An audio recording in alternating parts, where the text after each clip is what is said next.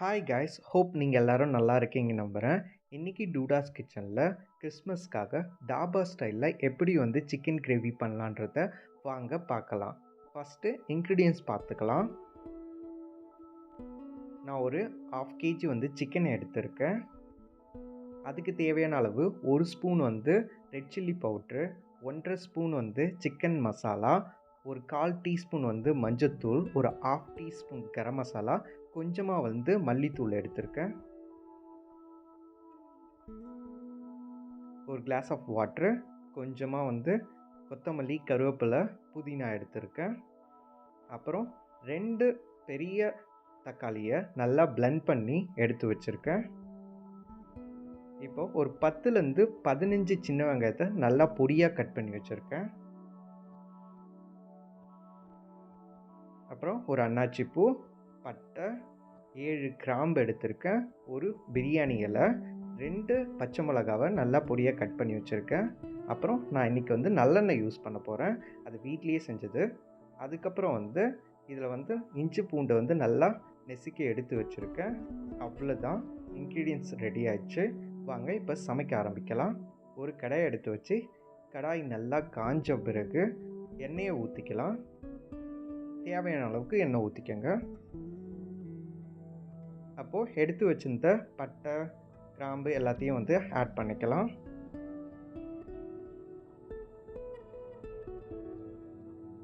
நல்லா ஒரு வாட்டி நல்லா கிளறி விட்டுருங்க.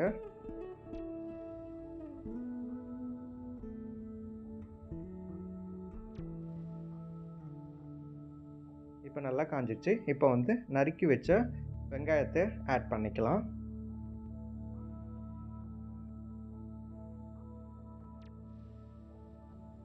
வெங்காயத்தை நல்லா வதக்கிக்கலாம். ஏன்னா அப்படி வதக்கினா தான் டேஸ்ட்டு சூப்பராக இருக்கும்.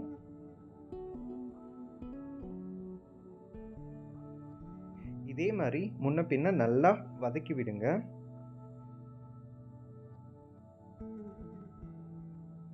அது ப்ரௌனிஷ் ஆகிற வரைக்கும் நல்லா வதக்குங்க.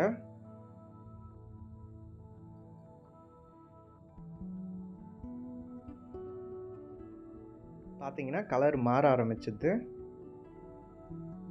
உங்களுக்கே தெரியும் பாருங்கள்.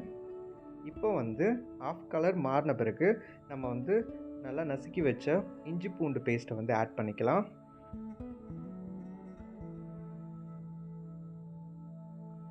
பார்த்தீங்களா, இப்போது இஞ்சி பூண்டு பேஸ்ட்டும் வெங்காயமும் நல்லாவே ப்ரௌனிஷ்டாக மாறிடுச்சு.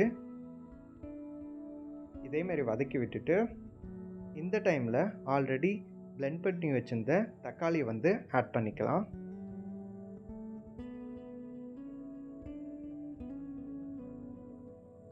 ஆட் பண்ணிவிட்டு ஒரு வாட்டி கிளறி விடுங்க.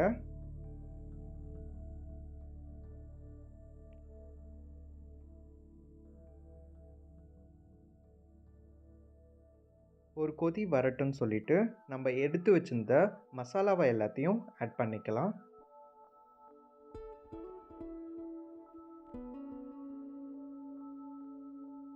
இப்போது எல்லாத்தையும் ஒரு வாட்டி கிளறி விட்டுக்கலாம். கிளறி விட்டுட்டு பச்சை மிளகா ஆட் பண்ணிக்கலாம்.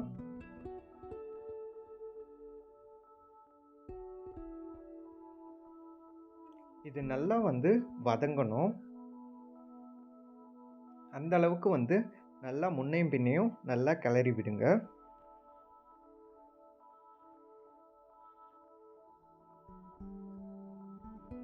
நல்லா வதங்குச்சுனா தான் அதில் இருக்கிற பச்சை வாசனைலாம் போகும். பார்த்தீங்களா, இப்போ நல்லா வதங்கியிருக்கு. இந்த டைமில் ஒரு 1/2 கிளாஸ் வாட்ரு நம்ம ஆட் பண்ணிக்கலாம். ஆட் பண்ணிவிட்டு நல்லா கலந்து விடுங்க.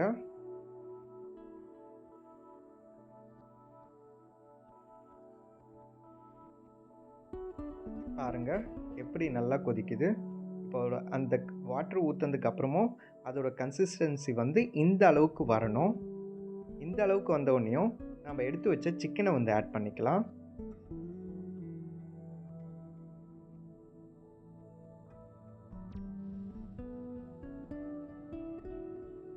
ஆட் பண்ணிவிட்டு நல்லா கிளறி விடுங்க.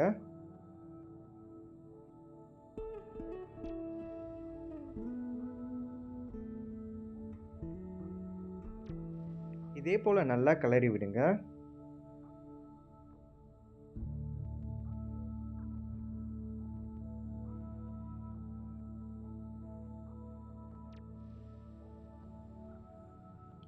சிக்கன் எவ்வளோக்கு எவ்வளோ நல்லா வதக்கிறீங்களோ அந்த அளவுக்கு வந்து டேஸ்ட் வந்து சூப்பராக வரும். நீங்கள் எதிர்பார்த்த தாபா ஸ்டைல்லையே சூப்பராக வரும். இப்போது தேவையான அளவுக்கு வந்து உப்பு வந்து ஆட் பண்ணிக்கலாம். உப்பு ஆட் பண்ணிட்டு நல்லா கிளறி விடுங்க.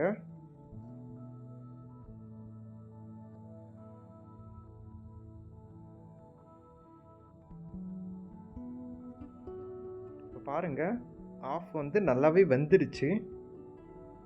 இப்படி இருந்தால் நல்லா கிளறி விட்டு இந்த மாதிரி வெந்தால் தான் வந்து டேஸ்ட் வந்து சூப்பராக இருக்கும். நீங்கள் வெறும் தண்ணி ஊற்றி வேக வச்சிங்கன்னா அவ்வளோக்கா வந்து டேஸ்ட் இருக்காது. இப்போ வந்து ஒரு 3 கிளாஸ் வந்து வாட்டர் வந்து ஆட் பண்ணிக்கலாம்.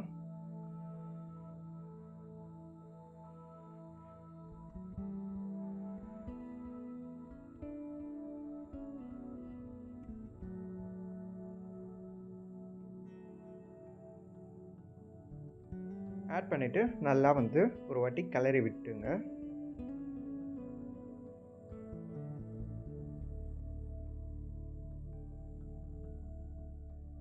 கிளறி விட்டுட்டு ஒரு தட்டு போட்டு மூடி வச்சிடலாம். ஒரு 15லேருந்து 20 நிமிஷம் நல்லா வேகட்டும். அப்புறம் ஓப்பன் பண்ணி பார்த்தீங்கன்னா இந்த கன்சிஸ்டன்சிக்கு வந்துடும். இப்போ ஒரு வாட்டி கிளறி விடுங்க. இப்போது நம்ம எடுத்து வச்சுருந்த புதினா தழை, கொத்தமல்லி, கருவேப்பிலையை வந்து ஆட் பண்ணிக்கலாம். ஆட் பண்ணி வந்து நல்லா வந்து ஒரு வாட்டி நல்லா கிளறி விடுங்க.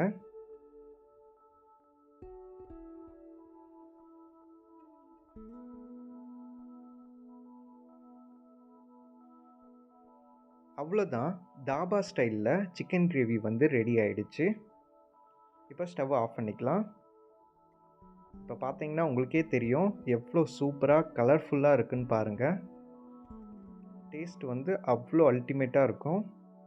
ஐ ஹோப் இந்த வீடியோ உங்களுக்கு பிடிச்சிருக்குன்னு நம்புகிறேன். எல்லோரும் ஹாப்பியாக இருங்க, ஹெல்த்தியாக இருங்க. எங்கள் சேனலை சப்ஸ்கிரைப் பண்ணுங்கள், கமெண்ட் பண்ணுங்கள், லைக் பண்ணுங்கள். ஓகே காய்ஸ், பாய்.